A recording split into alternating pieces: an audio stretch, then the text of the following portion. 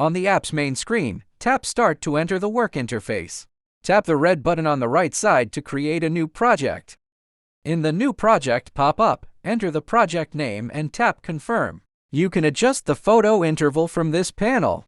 Keep the device still and wait for initialization to complete before starting the scan. The app provides real-time preview of color 3D point clouds and collection trajectories.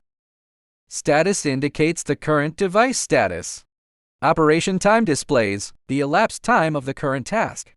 Available space shows remaining space on the device's memory card. RTK status displays the current status of the RTK module. Signal indicates device signal strength. Battery icon shows the battery level. Tap the Settings button to adjust point cloud display options and RTK settings. Users can adjust the point size and transparency as needed, and modify the number of points based on device performance.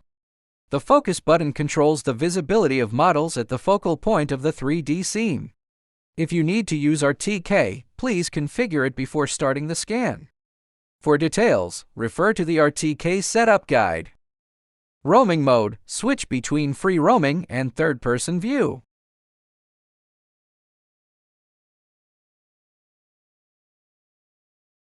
Point cloud mode, switch between different point cloud display modes. Color, intensity, and elevation mode.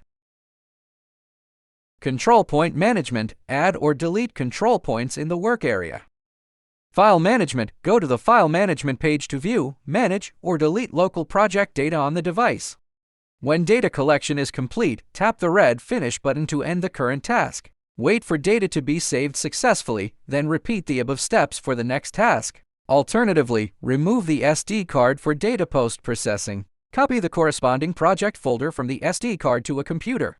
Use the post-processing software MetaCam Studio to generate high-precision point cloud data.